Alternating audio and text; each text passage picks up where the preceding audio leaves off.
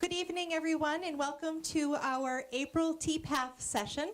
This is the Timberlane Parent Advisory Forum, joined today by two of our chairs our co-chairs, I should say, of TPAF, Sarah McAmer and George Manos. Thank you for joining us.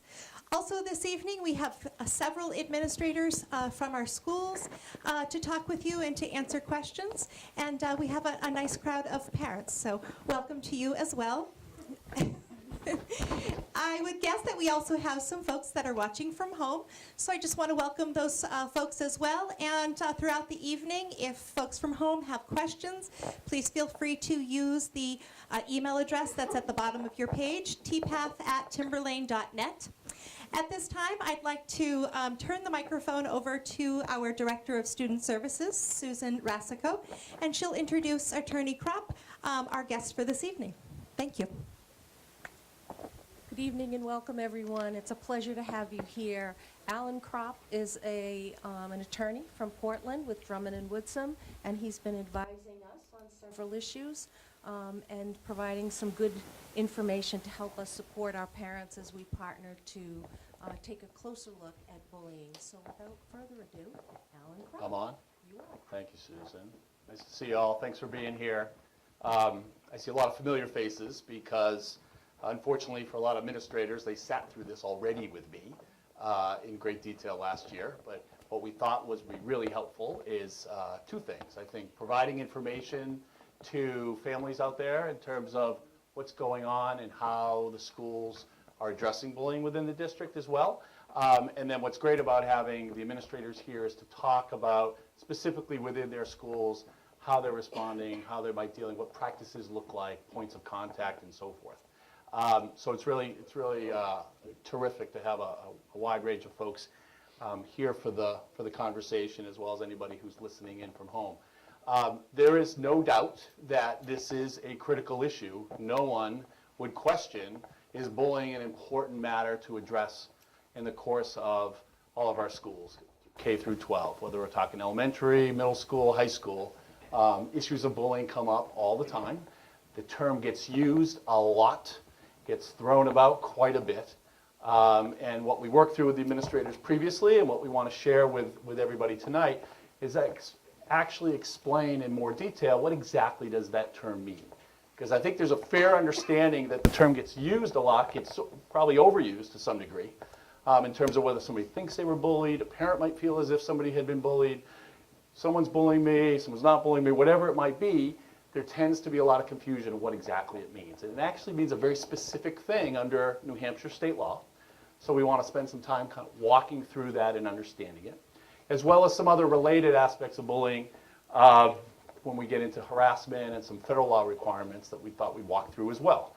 Now, I acknowledge the fact, first and foremost, I'm a lawyer, and we are talking about the law in a number of different respects. At the same time, I'm going to do my best not to get too overly drawn into the weeds as far as the details or using a lot of legalese. So we'll break it down and talk in more practical terms, because basically everybody has the same interest, which is how are we making sure kids are safe in school, feel confident in being able to participate, and able to participate in the wide range of activities that our schools make available to all of our students. So that's what we're going to talk about as far as the evening, and I'll talk a little bit more about objectives as we get through here. But I just wanted to start really quick, and you're going to see these things a couple different times. I'm going to throw in a few different scenarios, and we're going to talk some real-world type of scenarios, and we'll also talk about some possible hypothetical situations and so forth. And I want to go through some ground rules as well in terms of the types of examples that we'll talk through. But in any event, let me just throw this one out. Two students get into a fight in the playground. Anybody think that's an issue of bullying? We're going to have an ongoing conversation here, and feel free to shout out answers back and forth. Some people might think it is. Some people might think it isn't. We're going to revisit that in just a little bit after we get through some of the details of what bullying is and is not. Okay? Here's another one. Think about. Chris, by the way, I should start with one of my caveats right up front, which is any names that are used here is entirely coincidental. These are not actual situations that relate at all to matters going on within the district or in other school districts. So it's just entirely kind of made up hypotheticals, but again, the type of things you might look at and say, oh, I could see that kind of thing happening in school, and I had questions about it. Okay, Chris comes to school Monday, gets teased for hanging out with Toby over the weekend. Chris's friends think Toby is weird, call Chris a loser for liking Toby. Bullying issue? Might be, might not be. We'll get back to it, like I said, in just a little bit. Here's another one. I'm going to read it out loud for folks at home. TJ posted on Facebook an open letter from a high school student discussing his struggles in coming out as gay. A classmate of TJ's posted a comment on a sports team's Facebook page saying, quote, TJ is gay, I knew it. Some other students liked the comment on Facebook. See these types of situations maybe occurring? We'll get into social media and sort of the ways in which kids engage and share information all the time. So we'll look at that one as well in a little bit of time. One last one to start. Lauren told the principal that a group of students who sit near her were telling jokes about a student of color.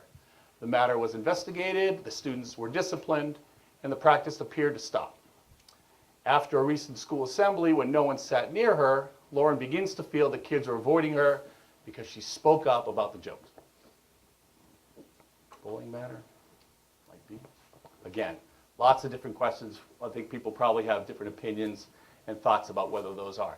I just wanted to get started to sort of say, here's some scenarios, and then let's go through the details of what exactly bullying is, what the obligations are at school, how we respond to those, and then we'll revisit them a little bit and see if people have different thoughts, okay?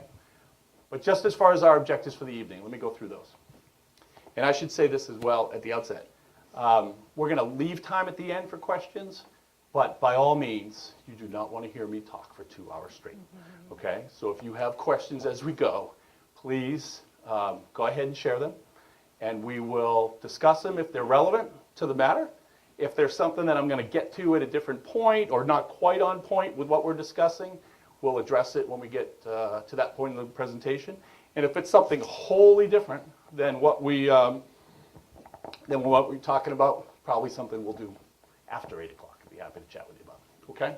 Anyway, here's what our tonight's focus is going to be. As I said, we're going to talk about bullying and the specific requirements under New Hampshire state law when it comes to how schools deal with those issues. Harassment and federal law, we're going to talk about the relationship of what's bullying, what's harassment. Again, another term that just gets used a lot without a real sort of understanding sometimes of exactly what it might mean. We're going to talk a lot about the school's response and all the things, as I said, spent a lot of time in not just trainings that I've done, but other informational sessions that school administrators and their staff had been through to understand how important an issue is to address issues around bullying, harassment, and how they respond. And then we want to spend a good amount of time, and I'm really hoping there's a lot of participation during this section, in particular around roles of different parts of our community, not just the school, not just administrators and staff, families, students themselves.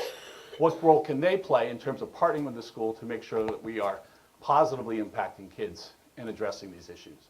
And then I have some very, very detailed case studies beyond the scenarios that we talked about. We'll see whether we have time for them. Usually those tend to require folks to sit and consult with their classmates. You're all classmates, believe it or not, tonight. And talk about potential responses to a very detailed type of scenario. And we'll get through some of those towards the end of our presentation. Okay? So those are our focus area. But let's talk a couple ground rules really quickly. I already talked about hypotheticals, right? And the fact that any names or instances or things you say, that sounds familiar, that's entirely coincidental. Here's the other thing. If you have a particular situation as it relates to a student, you want to talk about your son or daughter, or you want to talk about somebody else's or a particular situation that you're aware of, we're not going to address that in this forum. That's for important legal reasons, actually, which is student privacy matters. It's just not appropriate to deal with specific situations as it relates to actual students here in the district. That's why we're going to talk in hypothetical terms about these types of scenarios.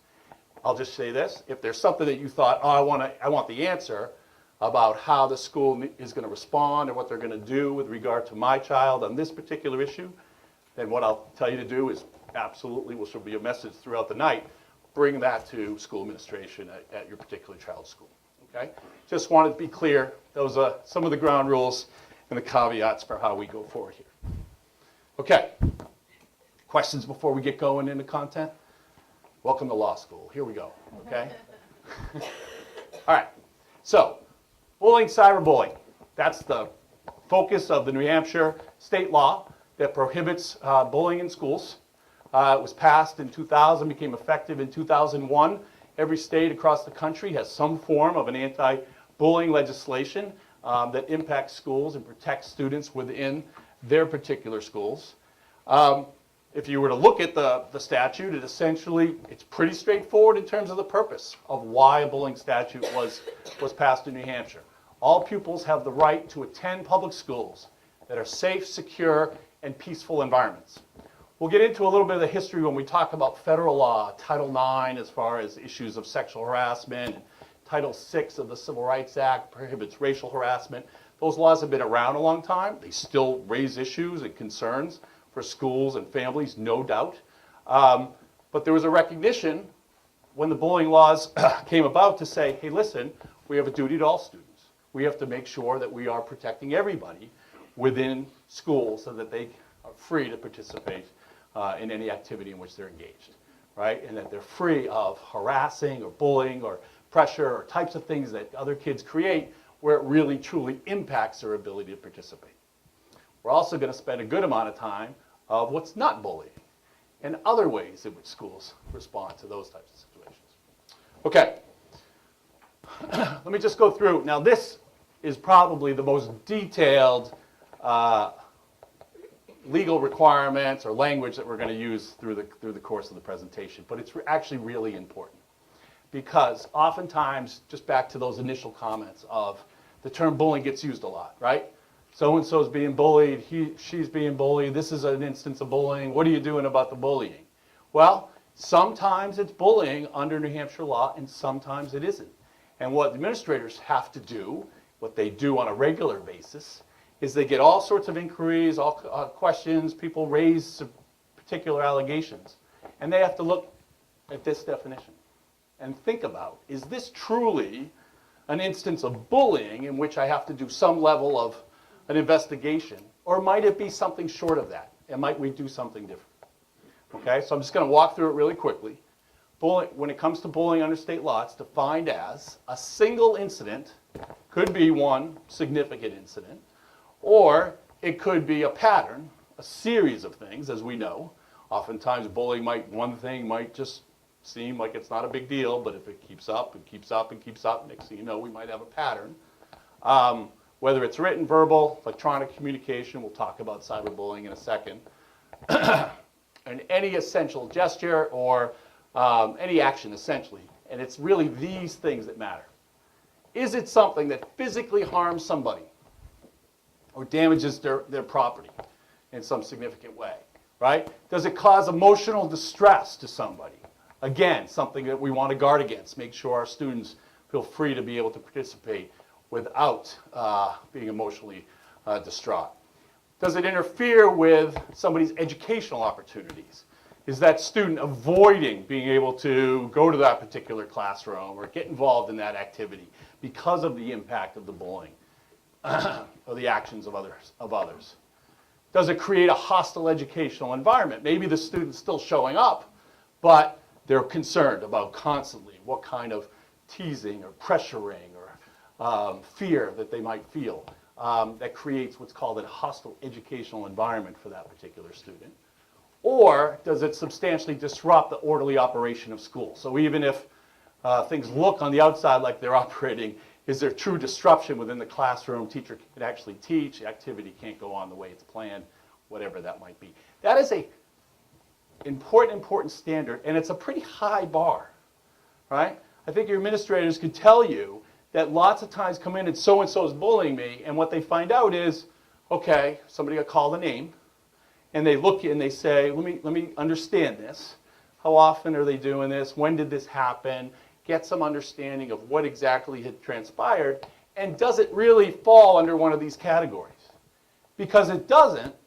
If it doesn't, oftentimes what your administrators are doing is they're still resolving it, right? Fact of the matter is, and I've met a lot of administrators I know in the district, how folks care deeply about the students within their school and how they want to be responsive to any concern that is. So if a student comes and says, so-and-so's making fun of me or so-and-so teased me, they're really looking and saying, well, does it really bullying in the standpoint of I've got to launch this investigation and we'll get into what that entails? Or is this something that I can work through and deal with fairly quickly, get these kids into a good place, and we might be able to move on because it doesn't rise to the level of what a really extreme instance is along those lines. Questions about that? Does it make sense to folks in terms of why that definition exists and the high standard that it sets? Okay. Other parts of the definition, really quickly, I just want to cover this. This is one that trips up a lot of folks all the time, or tends to be something that's really important to keep in mind, right? Which is oftentimes what bullying involves is that imbalance of power, right? It's the older kid who might be bullying the younger kid. Is that imbalance, right? Is there some sort of, the popular kids in terms of have lots of friends, lots of support, and then there's somebody who's pretty isolated, who doesn't feel very confident. Might there be a power imbalance there within the classroom or within the given activity and so forth? So oftentimes, and the law recognizes that, is that if there's that imbalance of power, that's giving some suggestion that this might be something that falls under the concept of bullying, and schools have to deal with. Also, really critical, right? Social media is, first and foremost, probably the most common challenge that schools deal with all the time in terms of how kids are engaging with one another. It might be in the course of the school day, but oftentimes it's outside, and we'll talk about what happens on school grounds versus off school grounds, which is this makes mention of, because oftentimes it had nothing to do with a school activity, yet the school still has to deal with it because it gets brought to their attention and it spills over into the classroom or into lunch or into some other part of the school day. But whether we're talking any, cyberbullying makes clear, it's any form of electronic communication. So not being super tech savvy, I would think of the regular things like there's texting and there's Facebook and Instagram, right, and Snapchat and all those types of things. I'd have to check with my daughter to tell me about the more current ones and recent ones. I think you all probably know better than I do in that regard. But any electronic form of communication would fall if, in fact, it meets that level of what potential bullying looks like. It would be an instance of cyberbullying. Okay, we're going to talk through obligations within the school and who holds what role to give you an understanding of that. Any questions before I go on? Okay. Principals know. They are spelled out throughout the law. The principal's in charge. The principal has that responsibility.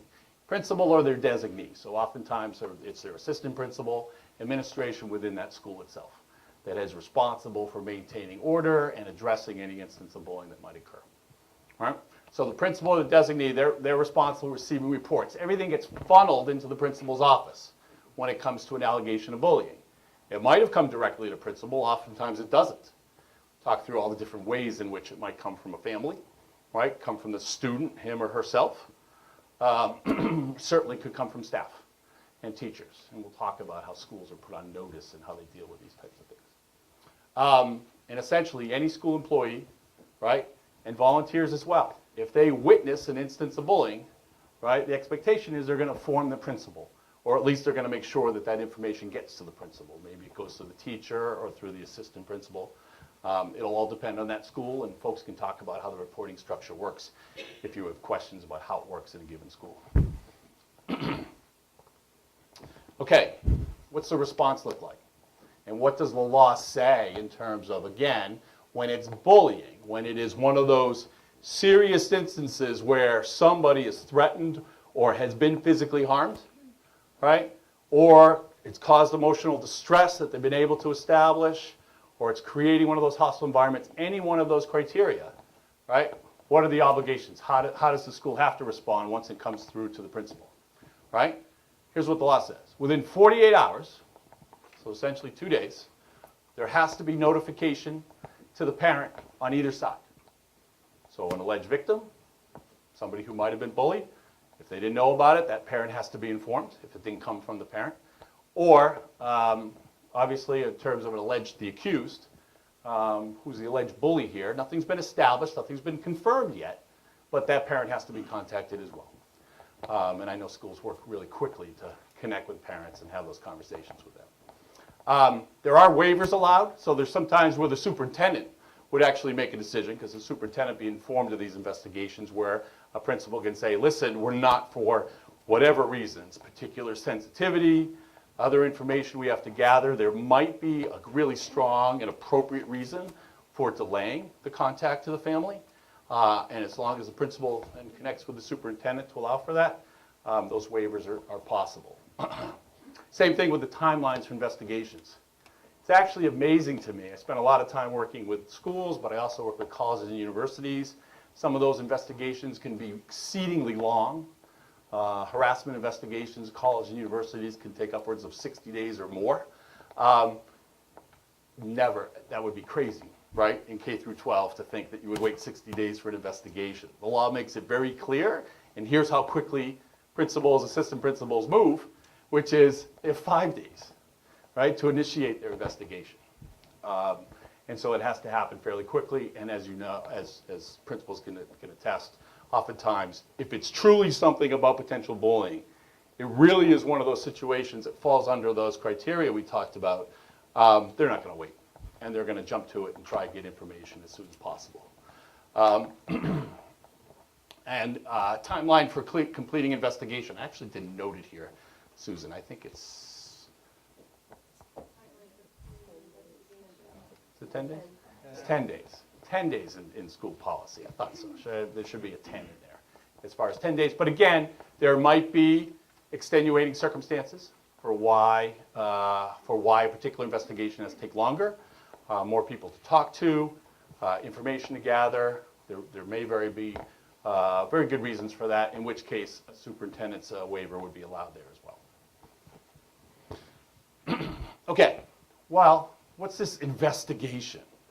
So it's alleged bullying, somebody's been harmed, causing emotional distress, it's interfering with somebody participating. Principal's going to do an actual investigation here. What does that entail? Right? Well, at least standard in terms of straightforward what you think about what it might be. Oftentimes it's interviews, right? Talking to the students who are involved, making sure you get both sides of the story, giving them a full opportunity to explain what had happened, what's going on here, what's that relationship like, is this something that's been long-standing, and where does it go? As well as any witnesses, right? Oftentimes there's other kids around who see what's going on, whether it's in the lunchroom, whether it's on the bus, right, in a classroom and so forth. So there might be other students or teachers, staff, volunteers, anybody who might have been in a position to be able to observe the particular conduct. Principal's going to talk to them as well. And any written information. Oftentimes, right, it might be through emails, or it might be somebody wrote something on the desk or on somebody's notebook, or it's the text messages that somebody comes and shows to the school, to the principal. There's written information as well that oftentimes need to look at in the part of an investigation. The cyberbullying is pretty tough, right? It's difficult to say to a student, I want your phone. They have some expectation of privacy when it comes to that. Oftentimes, it's perfectly fine to ask, and so a principal will often ask for that information, in which case a lot of students will make it available. Sometimes an alleged victim will make it available as well, but that gets complicated sometimes for schools when it comes to looking at text messages that are individual, as well as other social media postings and so forth. Sometimes that information comes to the school. Somebody just forwards it on to a staff member, and they see what the posting looked like, or what an Instagram site looked like, or some other type of social media communication. Questions? Questions on investigations? Questions? Anybody want to add anything from the principal's standpoint? Yes. Please. Yeah, the majority of these situations have been happening with minors. I guess one of the questions I would have is, does it not make sense for the parents to be notified immediately before children are questioned? That's a good question. So the question was, right? Oftentimes, these are minors, so if we're talking particularly not just, well, most all of our students, unless they reach the age of 18, but let's say just particularly, let's take elementary school students in particular, that if we really think there's an issue of bullying here, talking to that student without the parent and so forth. Here's the way it is, and I think I'll let principals weigh in as well in terms of how they handle it. A lot will say, listen, I'm going to make sure that the parent hears right away, and I'm going to talk to the parent and the student together. That's not required, right? But it's often a good practice that schools will utilize. It all depends, I think, upon the circumstances. If it's something super serious and we've got to get at it right away and the parent might not be available, certainly could be opportunities in which you're going to talk to that student alone. What's critical, what's really important, is that the parent is fully apprised of anything that was discussed. And I think, oftentimes, and again, principals can talk through what their practices have been, but when you're dealing with high school students, oftentimes, there's a different level of maturity there, and you might be able to, get good level of information. I do know this, right? There are times which parents are going to say, absolutely, you can't talk to my child without me there. It's actually not the case, right? The purview of the school and maintaining control and order within the school is the principal's responsibility. And if they think they need to get information more immediately, so long as they're informing the parent. But I think it's nuanced, right? It's something that they have to be a little flexible depending upon the circumstances. And again, I know that there's situations where parent can come in right away, students there, we'll talk to them together. Okay? Yes? Just to follow up, especially where, by the sounds of it, some parents may not be notified until up to 48 hours, right? So that might be the case. That might be kind of tricky if you've got children that are being questioned, but yet the parents don't know about it until 2 days later. Yeah. Right? Again, I'm sort of giving you, here's what the rules are, right? I'm just saying that's kind of a tricky thing right there. It can be a tricky thing. I think principals spend a good amount of time, informing parents on how they work through it. Anybody from the school perspective want to talk to that about how you work through the struggle of informing parents and talking to kids at the same time? Susan, you want to talk the experience or what you've seen? I think a lot of times what we're doing is we're trying to get as much of the information as we can while it's fresh in everyone's mind. And sometimes we're sending out a phone call to parents to let them know that we've started the investigation and we're moving forward in that way. I don't know if that answers your question or not. Yeah. And I think, administration's got to be forthcoming. Here's what we shared, or here's what we learned. But they're also going to say, listen, I needed to move here and I needed to get information, or I thought it was appropriate to be able to talk to them individually. So that's why you're just keeping those lines of communication open. It's a really good point, though. Really good question. Yes? Are there parameters around who's required to be involved in the questioning of a student? So is it like From the school perspective? Right. Is there a single person? Is it multiple people? So the legal requirement is principal or their designee. So the indication would be it can be just one person. It might be the principal. Oftentimes, the person they're designated to do investigations oftentimes is an assistant principal, right? Somebody else within administration.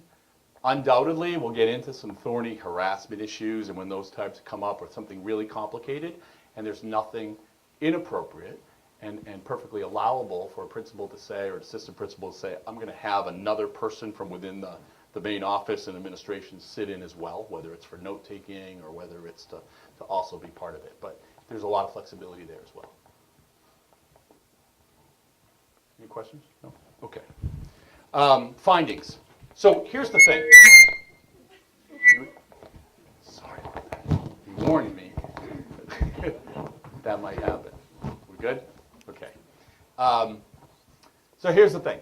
When we get back to, and go back to that definition, right, that talked about this is an instance of bullying, it's something really serious in terms of possible physical harm, emotional distress, interfering with somebody participating, a true disruption. So the school's gone ahead and done its bullying investigation here, gathered information, whether it's written, talked to the various parties to understand from students or witnesses and so forth.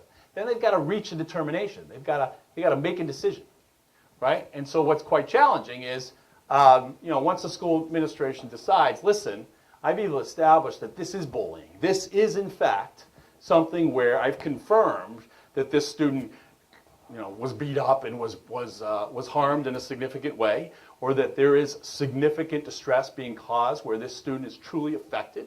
And if they're making that determination, right, then they have to think through, how do we address it, right? They're thinking through that all the time, right, while they're going through their investigation as well. But they have to decide, okay, what kind of remedial action is here? What sort of, first of all, right, thinking through, and I probably should have changed the order here, but first we said discipline. Obviously, these are disciplinary matters. Schools have important, clear codes of conduct, of behavior, and what's expected, and so a situation of bullying no doubt would raise a discipline issue for any student who's found to have bullied others. The one to start with, assistance for the victim, right? How do we support the student who's been affected here? What kind of supports will they need? Do they need some kind of check-ins or counseling, or do we make some other changes around schedule, whatever it might be? What is the need for that particular student? And back to the parents, that's a critical aspect of what you're going to learn from parents, of what's going on, what are you seeing at home, what the student is saying that we can do here at school that would address their ability to participate in school, right? Really important to have parents' input on that. And then what other strategies might we have to put in place? Are there other protected or affected students where issues have to be addressed for them? Principals also, anytime they substantiate bullying here, right, they have to report it to the superintendent. So the superintendent has to have that information to know what transpired in a given school. And then also notifying the parents of the outcome. And that's, again, within 10 days of the completion of the investigation. If the investigation is completed, that notification is probably coming sooner. But it's providing some written notice to families about, here's what we determined. All right, families do have that right to receive a written notice of what the outcome is. That's how the process works on findings. A few other kind of just ancillary additional points that are important aspects of the law and worth mentioning. One is school district bullying policies. If you are not familiar with it, you go on the school website, go into the board policies listing within the school website and pull out the one that's the code, J-I-C-K, and that'll spell out for you the details, and pretty much everything that you see there should be consistent with what we've laid out as far as the content. Substantiated incidents must be reported annually. So what we said, once there's a bullying investigation, a determination is reached, that has to get reported to the superintendent, and then every year, every superintendent in the state has to report to the New Hampshire Department of Education instances of bullying that they've established through investigations, okay, that they've substantiated. Other requirements. I mentioned a good amount of training that's gone on with regard to administrators and staff. There's annual training of school employees, folks who regularly volunteer within the schools, and others who have significant contact, whether it might be bus drivers or other staff within the district, to make sure they're informed about the bullying law, being aware of instances of bullying so that they can report them if they witness them or somebody brings them to them. And then other educational programs for students and parents. That's what this is, to be able to share information, not just with parents, but also a big deal, right, is to think, how are we educating our students around bullying? First and foremost, if we want to maintain safe environments, we're working with our students all the time. Schools are doing them in large forums. They're doing them in individual classrooms. Sometimes they're doing it one-on-one. I talked about those situations where someone says, so-and-so's teasing me, right? And the principal gets that report, looks at it, this is a principal, and says, you know what? I don't see potential physical harm here. I'm not seeing great distress. I think I can deal with this, and we can work with that family or those students in terms of how they're getting along and how their comments are being interpreted, and so we're gonna do that. And that's perfectly appropriate, because if you think about it, that's an education of students right there. Right? So different ways in which schools get at these requirements. So I should have created a slide for this last bullet, because it's really, really an important one. Right? The bullying law makes clear, as do the federal harassment laws we'll mention, that it essentially prohibits retaliation. What does that mean? Again, term gets thrown out. They're retaliating, they're retaliating. Okay? Retaliation is a really, really important concept. And it's something that every one of the principals, assistant principals, when they sit down with students in the course of an investigation, they make abundantly clear that if somebody, some student, some parent, right, particularly students, if they bring a complaint of, they say I'm being bullied, and they bring it in good faith, they truly believe, right, that they're being bullied by somebody else. If they were then retaliated against by the alleged perpetrator or by their friends, let's say, hey, why'd you rat them out? You know, we're going to get you, and next thing you know, there's further bullying that happens, right? Anytime there is retaliation for somebody bringing a complaint, that is another complaint in and of itself that has to be addressed and can lead to potential discipline. It's a really important warning that the administrators will tell you they give to kids all the time. Listen, I haven't made any decisions here. I have to figure out what really happened. But know this, you can't retaliate, right? No pressuring that student, no sending those late night text messages, giving them a hard time, or whatever it might be, doing some kind of adverse act towards them because they brought a complaint.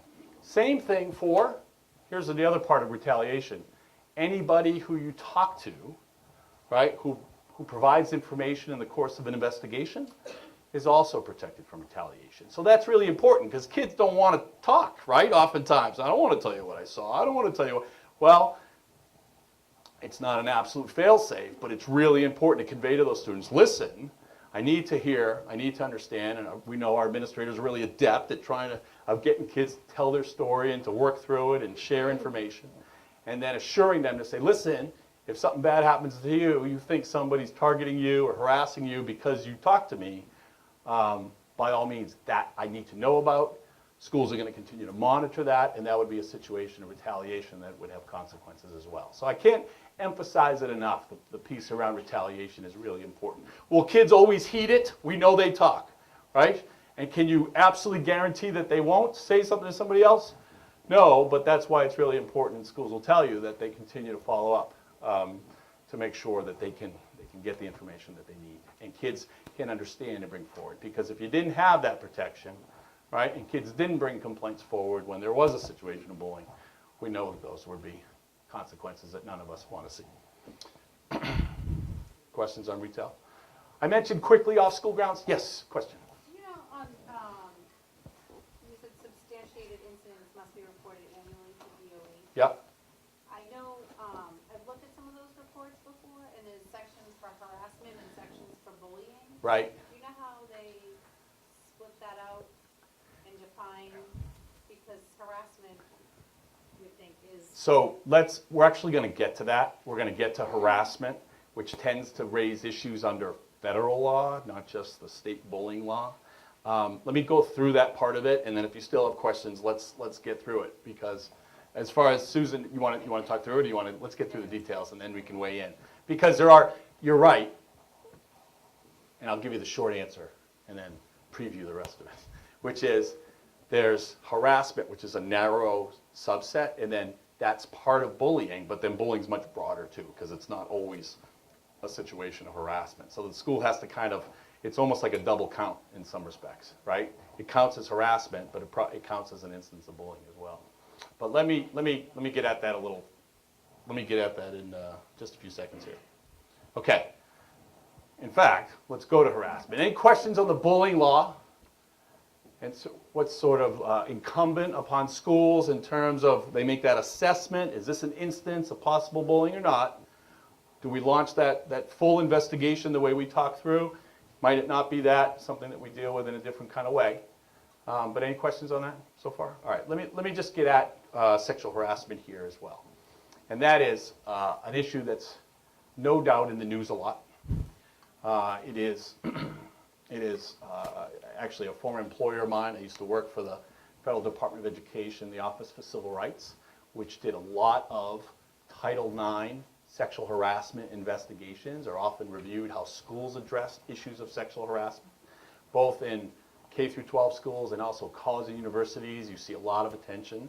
And now today, with certainly the Me Too movement and all of what goes on within society and folks are becoming aware of, no doubt sexual harassment is an important issue that continues to arise and no doubt has to be addressed in schools. Okay, again, it's one of these subsets of bullying. So you've got kind of the broader bullying instance, but then you've got instances in which it might also be sexual harassment. And I got Title IX, right, of federal law. Usually, if I was sitting up here, let's say 10, 15 years ago, and I said, Title IX, what's it make you think of? Sports, right? Equity in sports. And there's a great history put behind Title IX in terms of its impact and what it's created. And all you have to do is go out to any one of your athletic fields and see the tremendous women's teams that you have in town as it relates to the boys' teams as well, and recognize that there's been great strides under Title IX when it comes to athletics. The thing is, Title IX always prohibited sexual harassment as well. It just tends to be getting more attention in recent times as well. What essentially is it? What is sexual harassment? Well, in the briefest terms I can give you, it is unwelcome conduct of a sexual nature, right? Well, conduct can be anything, right? It can be, oftentimes it's comments. Oftentimes, again, it's writings, right? It can be touching. No doubt it can be physical. It can be seriously egregious when we talk about sexual assault, the types of sexual misconduct that can happen. All of those things would be covered under sexual harassment and be prohibited, not just under our bullying law, but under Title IX as well. And that just raises the stakes, essentially, for the school, right? No doubt schools are going to deal with any issue of sexual harassment, any complaint, very, very seriously. And they have to, not just for state law reasons, but also for federal law reasons, okay? So the Office for Civil Rights doesn't come out and launch an investigation and look at the school in terms of whether they're dealing appropriately with those types of issues or not. And then I talked about, so, okay, when would sexual harassment be established? And that would be, again, through that investigation we talked about, that you actually found that there's something really severe that happened, or this persistent, pervasive, a pattern, same kind of expectation as what's in the bullying law, that it creates a hostile, again, a hostile educational environment for students. No doubt, if somebody's subject to sexual harassment, right, it's going to create a hostile environment for that student. How are they going to be able to participate in school effectively if it's not remedied?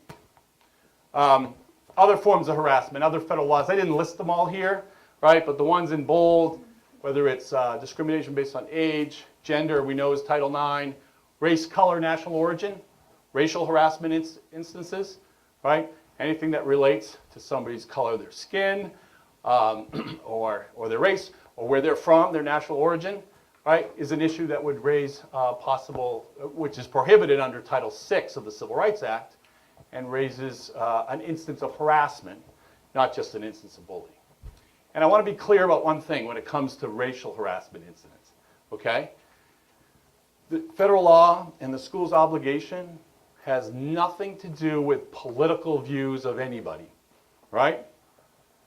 People are entitled to their views, particularly in our sort of charged atmosphere in which we're dealing with lots of debate about people's origins and whether their views on immigration or whatever it might be. None of that is relevant if, in fact, the school finds that somebody's being targeted because of their national origin in school or part of a school activity, right? People are entitled to their own views at home or whatever it is they might share, but when it comes to school, principals, assistant principals, they have to maintain order within their school. And so if somebody happens to be targeted there within school, being made fun of because they're from somebody else, or threatened because they're going to be deported, or whatever it might be, right? That could raise an issue of harassment within the school, and again, something that our administrators are going to deal with. Questions? Disability. I just want to mention really quickly, right? Two federal laws, Section 504 of the Rehabilitation Act and the Americans with Disabilities Act, both prohibit discrimination on the basis of disability, right? And there's lots of things that schools do in terms of providing services and support for students who receive specialized services under an IEP or might have a 504 plan, or other types of accommodations that schools do under those laws. But undoubtedly, disability harassment could be an issue as well. Somebody's being made fun of because they happen to go to a special education room, or how they might look, or how they might act, or how they might speak. And if it relates to a disability, an issue of disability harassment is prohibited under the ADA and under 504, okay? So that gives you a little bit of sense. Is when we're talking about harassment, in the legal sense of it, harassment falls under one of these federal laws in one of those areas. Bullying, again, falls under the state law and protects everybody. If somebody's being made fun of because of their disability, undoubtedly it's an issue of harassment, but it's also an issue where they're being bullied, right? And so again, the school is looking at it from both perspectives and making sure that they're fully addressing it. And this is that sort of my very bare bones schematic, which is you have kind of federal law harassment here, and then the larger purview in terms of bullying, because sometimes it's not going to relate to disability, it's not going to relate to age or race or color, right, or national origin, but still somebody's being targeted, and therefore it might fall within the bullying law. Any questions on that? No. Okay, so let's go back. We talked about sort of obligations of the school in terms of responsiveness, what an investigation looks like, what they have to do, right? So in general terms, the question is always, well, how does the information get to the school? How do they know what's in fact happening? And there's this legal term, it comes up in harassment situations, comes up in bullying situations, which is they have to have notice, right? Once they're notified of a possible instance of bullying harassment, they're going to respond and they're going to investigate appropriately the way we talked about, right? But how does a school what does the school look like in terms of, what does the response look like once the school receives notice? And I just stuck it back in here, which is, again, go back to the definition. This is how the school's going to decide. Does it fall under one of the criteria, as I said several times already, physical harm, emotional distress, interference, hostile educational environment, substantial disruption? If it looks like it might be one of those, right, that's going to be the broader investigation. If it looks like, yep, somebody said something bad about somebody else, somebody got called a loser or whatever it might be, doesn't mean it wouldn't necessarily be bullying, but if it was just that one time and we're working through it with the students in terms of how we address it, then it wouldn't necessarily be that full-blown investigation as we talked about. So that's what the response looks like. But the question is really, well, how does the school receive notice? How do you find out about things? Well, lots of different ways, right? Believe it or not, whether you're aware of this, every school has an actual formal grievance procedure. It's on the website. Somebody could pull it down. A parent, a student could pull it down and write their formal grievance through the grievance complaint. How often do you think formal grievances actually get filed with schools? Not a lot.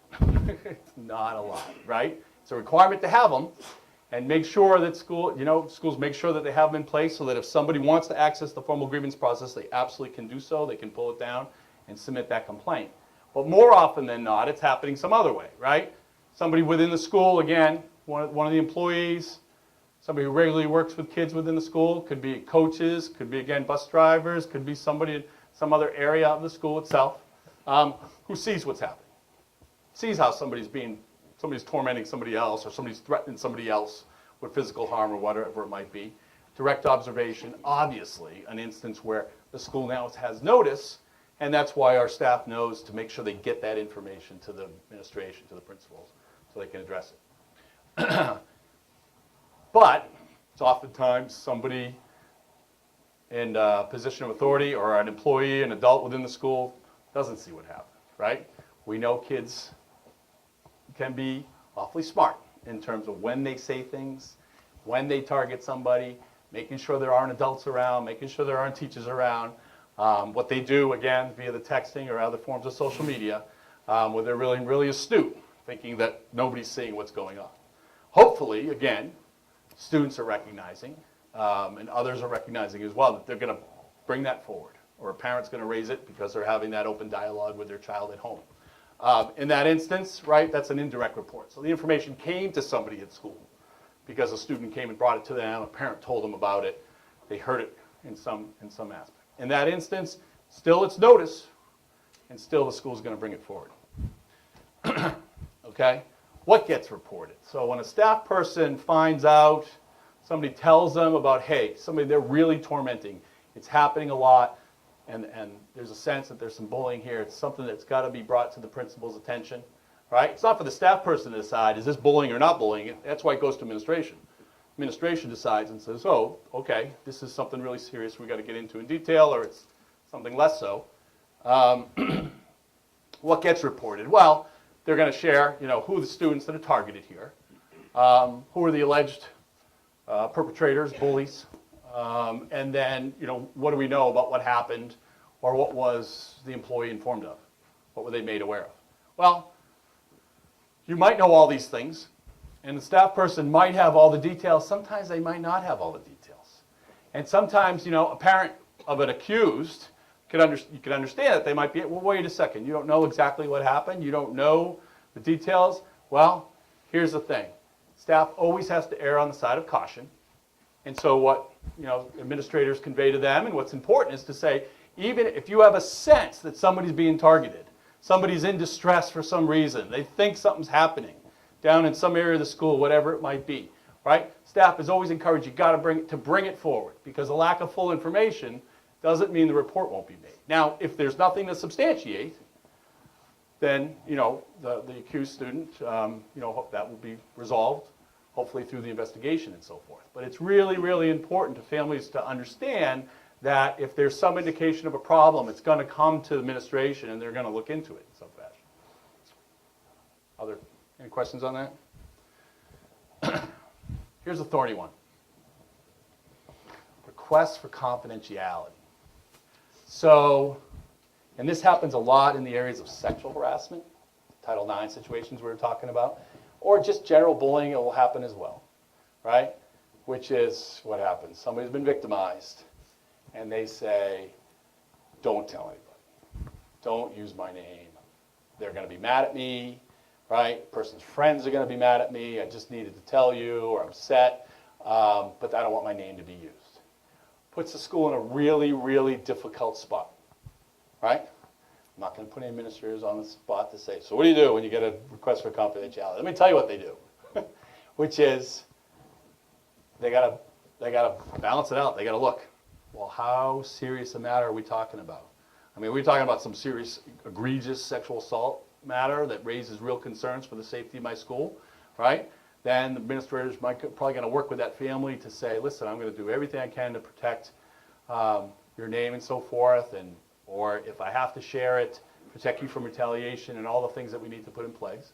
Maybe it's something that's lower scale, that's not as significant, and they think, well, okay, I'm going to look into it just generally. Something that was going on in a particular area of the lunchroom, we're going to kind of monitor what's happening. We're never going to name anybody. There might very well be ways in which administration can honor the request for confidentiality.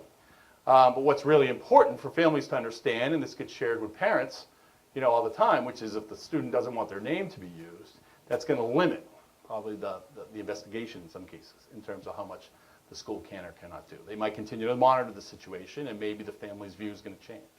But again, it's this thorny, thorny situation of how do you deal when somebody says, I don't want to be named. And I think we know schools will come out in different places depending upon the circumstances. Investigations, these are just sort of general terms we toss around. Again, our principals, assistant principals are keeping these things in mind all the time as far as they're being responsive. Of course, they're being impartial, right? So if for some reason there's like a familial relationship between the person who ordinarily would be charged with investigating and let's say one of the parties or the students, that would raise an issue about objectivity and impartiality, and an administrator at that point would then look to somebody else. They would delegate somebody else to handle that investigation. Promptness, we talked about the timelines, right? How quickly in terms of notice to families, what investigations, initiating investigations and concluding those and then issuing outcomes.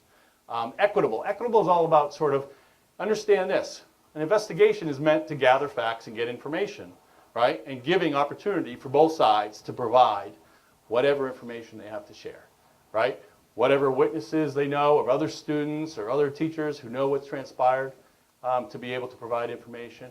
They're being treated equitably in the course of the investigation. Now, there might have to be some measures that are taken. We'll talk about interim measures, and that might impact one or the other student differently. But in general, again, we're trying to make sure that there's a fair process here for all students involved. Question? Yes? I don't know if you're going to get to this later, but I'm wondering how all of this interplays with mandated reporting. Because you were talking about confidentiality and that. So in terms of potential abuse, right? Yeah. If it's a situation of possible abuse and it falls under mandatory reporting laws, mandatory reporting laws take precedence in that instance. Okay? Where's the determination of when it needs to be reported Well, in terms of the school? yeah, we're actually, it's a little different in terms of, if in fact it's an issue of potential abuse of a student that falls under the mandatory reporting law, right? Everybody within the school system are mandated reporters and would have to report that as a potential abuse situation, okay? Now, how that relates to, it's also an issue of bullying, right? We use the example of sexual assault, so, Yep. you know, Right, so they're actually, if it's potential abuse, as far as a student, it falls under potential abuse of a situation of a student, there would be, in fact, a mandatory reporting. That's a confidential report, right, to the state in terms of investigating that matter, right? But that's different than what we're talking about, that's outside of what the school would do. about the example of sexual assault, so. I didn't- Yeah, no, but you're right, you're absolutely right that it can fall under both. That absolutely can fall under both. Okay? We'll talk about it afterwards and maybe offline a little more, just because I want to get through the. Very good question. As we get to intermeasures, hold on, let me just sort of back up in terms of the investigation itself, which is, so oftentimes, as we talked about, investigations can take some time, right? And ordinarily, school's going to look and say, well, there's things we want to do right away, right? And it's incumbent upon how are we providing protection right away when it comes to potential matters of bullying. We haven't finished our investigation. We know somebody's, again, been affected in some way. We want to make sure that they can continue in school and participate and so forth. So we do these things called intermeasures. And there's lots of different examples in terms of what intermeasures look like. Schools are going to put, again, conflict resolution approaches, they'll come through if we think this is sort of a low-level situation and something where we're going to have the students, we think we can work it out, or we might be able to manage this conflict in some way. Perhaps school personnel is working through that. In other instances, right, maybe they're in a serious matter, no contact orders. They're very common. If there's a situation of bullying, right, we're still trying to make sure what happened, but in the meantime, we're making clear to these students, you're not supposed to engage with each other, you're not going to be in contact with one another. Maybe we're making adjustments, as we said, to schedule changes. That happens as well in the interim. Counseling is a common one, pulling in the guidance counselor or social worker, whoever works within the school, to provide support for either student or either party. Academic support, right? Oftentimes, bullying situations have real impact in the classroom, even if the classroom isn't where it necessarily happened, right? Students affected in a significant way, not able to keep up with their work, and so a teacher needs to be apprised to provide some sort of additional support or extra time or whatever it might be in communicating with that family and working with those particular students while an investigation is going on. So academic support is a common aspect of an interim measure.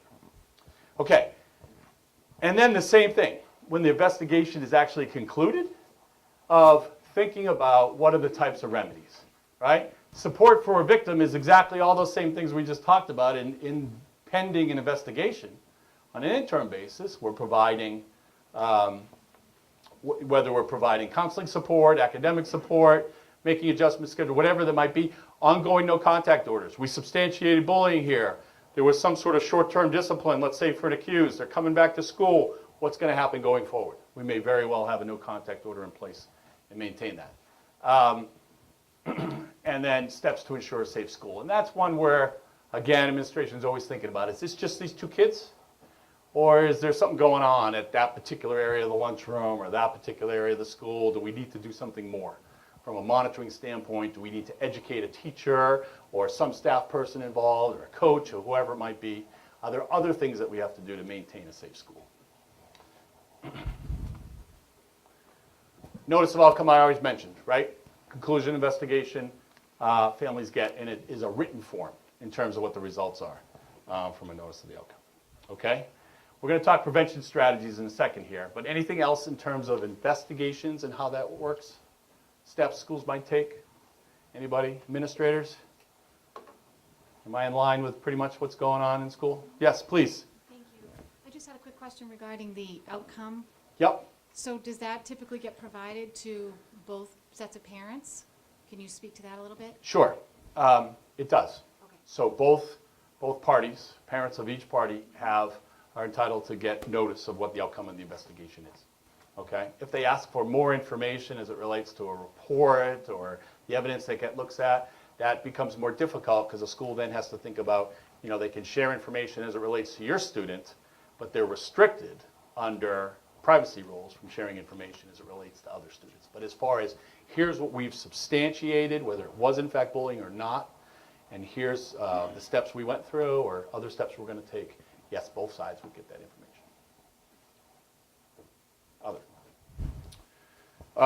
So we talk about prevention strategies, and the way we build this and sort of what this whole purpose was is making sure that folks understand, dealing with bullying and preventing bullying within the schools is a collective responsibility. Undoubtedly, first and foremost, it falls to the school and school administration, but it really is a shared responsibility where schools want parents to understand what their obligations are.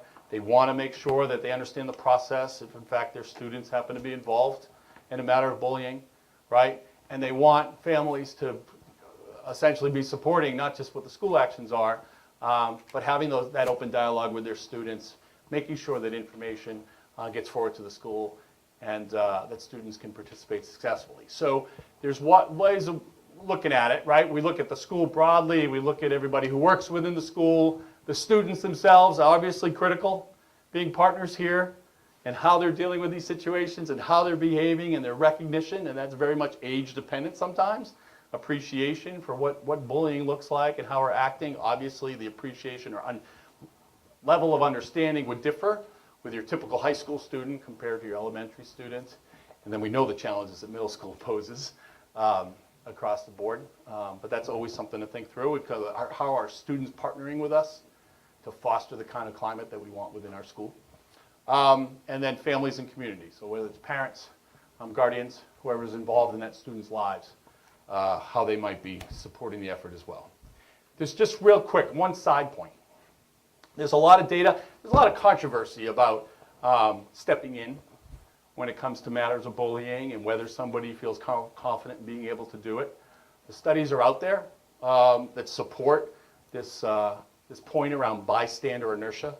The more that bullying just happens or harassment goes on or teasing continues within a school, and let's say the school never hears about it and no one ever speaks up or nobody ever steps in for obvious reasons, that just makes it more prevalent, right? And more likely that it's going to continue. So there's been a lot of emphasis, particularly with colleges and universities, but also with high schools and to some degree middle schools and elementary as well, to just say, that's not right.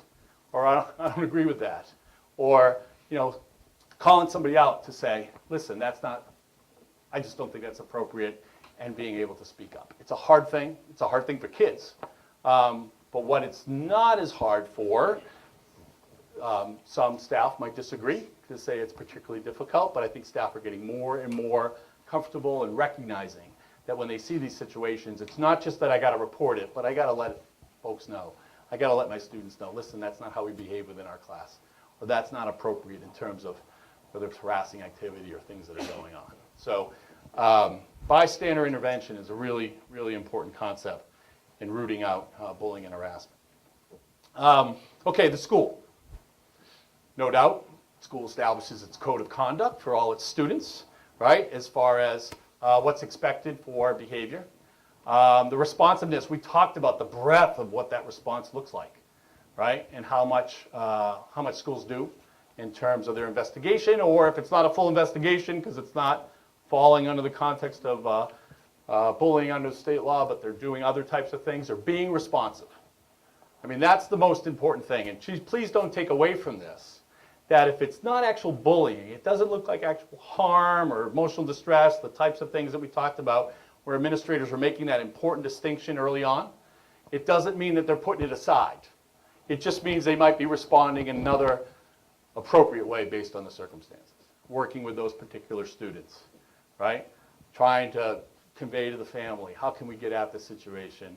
Maybe, hopefully, it's, oftentimes you find out kids that were best friends one day had some sort of argument or altercation at one point, and the next day they went back to being best friends. And sometimes working with those kids to understand what was it, and you find out that this was just an aberration or exception, that might be possible. But in any event, schools are responding to everything.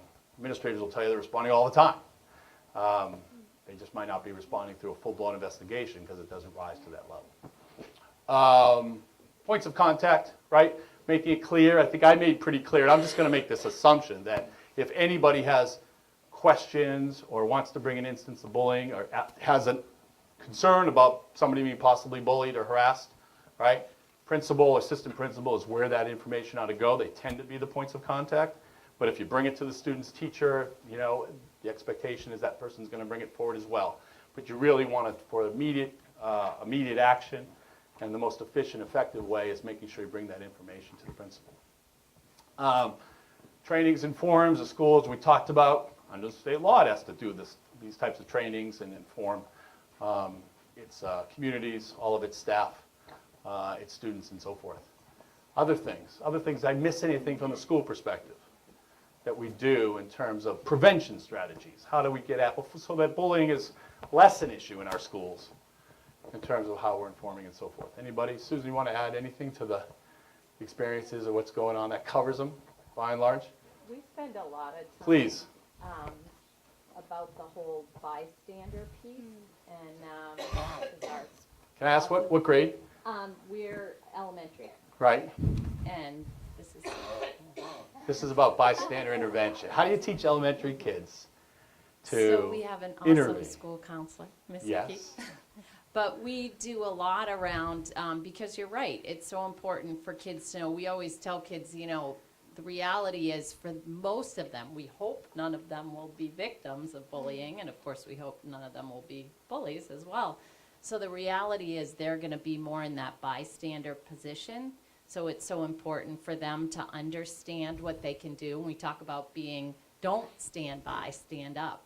And a lot of work around that and what that feels like and what that can look like. Because for some kids, they might be really comfortable saying, you know what, that was really mean what you just said. Or you need to, and for other kids, they're not comfortable doing that. So then telling them, well, what could you do? Maybe you're not comfortable confronting the person, so what other things could you do? We're really lucky. We've partnered with Hampstead Middle School. They do a great job. What does it stand for? It's ABC. Anti-bullying committee. Okay.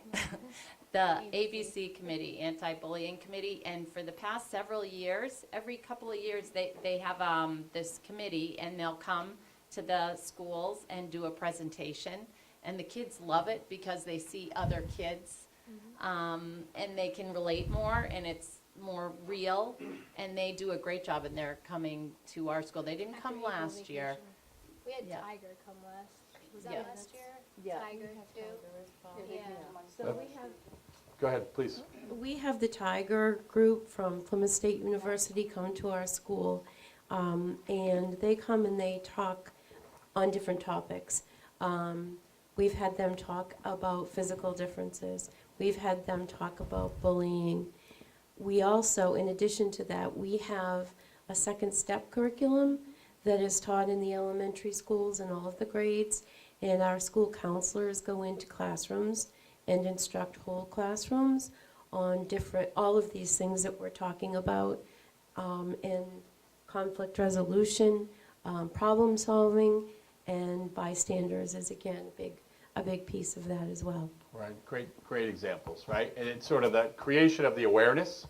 And I love the point about doing it as a group with students collectively, and they're all getting the same information, and they're sort of looking to each other and say, oh, it's okay, to speak out on this, or it's okay to say this is not all right, right? As opposed to if they were just left alone to kind of make up their own mind, it's not nearly as effective. And I think that's a terrific point, and it's great in terms of resources. Anything else school-wide?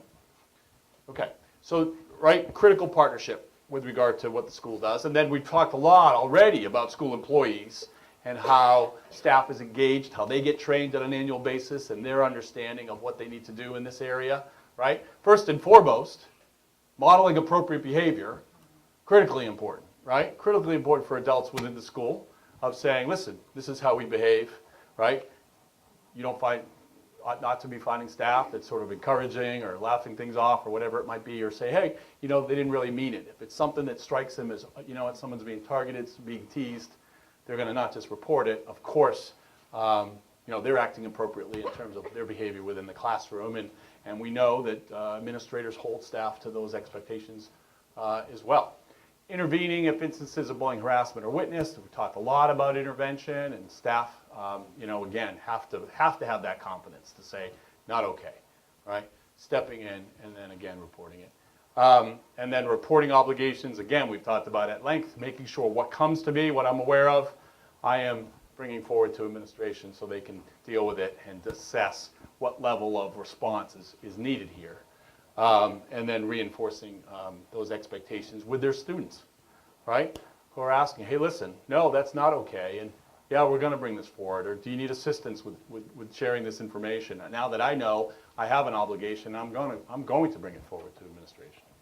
And they're going to be responsive because we're here to make sure that you can learn and that you can fully participate in school. Students, right? Great examples already about how we get them to speak up. A lot is age and maturity dependent, but just great examples already from an elementary standpoint of how you can get students at young ages to engage here and focus on the positivity that we're looking for around school when it comes to rooting out bullying and harassment. Seeking out a trusted adult, just reinforcing at home. Who is it that you're comfortable going to?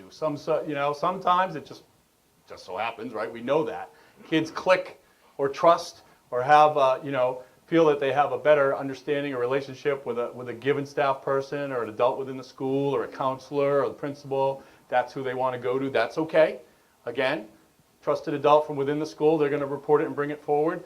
And knowing who that person is and being able to talk about that at home, that you're bringing it forward to the school, it's going to get to the principal and the assistant principal so they can deal with it as well. Sharing with family members, being open at home about what's going on at school. Right? A lot of times kids get bullied and then they shut down and they're not really communicating with anybody. And that's always a problem and something, again, school wants to know about. And so having that open dialogue at school and providing that support so the information gets forward is really important. Building conflict resolution skills, we talked a lot, right? Sometimes in those bullying situations or non-bullying situations, how kids relate to one another, right? How did I deal with conflict? How did I respond? Somebody called me that name, right? Did I slug them or did I, hold on, not okay, and how did we talk through that, right? Conflict resolution is a very, very difficult, challenging area depending upon the age of the kids, but being able to work through and how you engage with your classmates. Doesn't mean because they're saying stuff to each other that necessarily is bullying, is somebody equipped to be able to sort of talk it through, whether it's with another student or maybe getting some insight from an adult about how they're engaging with other students. Stand in the victim's shoes. I always think that's the best way in which to try to get anybody in a situation of bullying. I mean, sometimes in your most egregious situations, there's going to be discipline, there's going to be serious consequences. It happens. We know it happens, right? But oftentimes, if you're trying to think through conflict resolution or you're trying to get somebody who, you know what, they tease somebody, not so sure it rises to the level of bullying, but it happened once or it might have happened twice. You know, do you understand? Do you understand? Put yourself in that other student's shoes. Think about, let's say, that new kid who doesn't have a lot of friends in the particular school and, you know, being made fun of or what have you. Put yourself in that person's position. How would you feel if kids are talking to you that way, engaging that way? Easier said than done, no doubt about it. But getting an appreciation for the other perspective we see is a really important or can be effective aspect to get kids to kind of buy in here of, you know what, now that I think about that, it really isn't appropriate. Okay, and then the families as well. We talked about open lines of communication, supporting and modeling schools' behavioral expectations. I mean, right?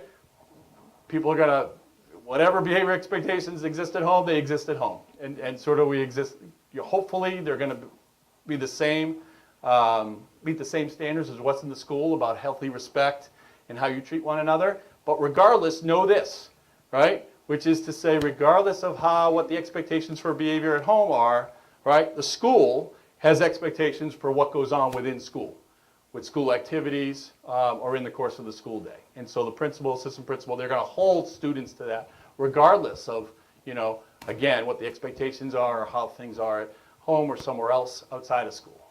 Because the purview of school and the whole point of the bullying law is making sure that students can fully participate, right? And enjoy each aspect of school exists.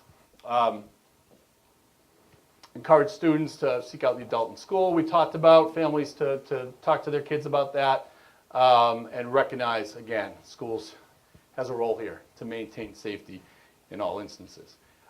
Before we get back to the scenarios that we talked about, I just want to get into a little bit on, I don't know that I covered in detail the off-school grounds piece of it, right?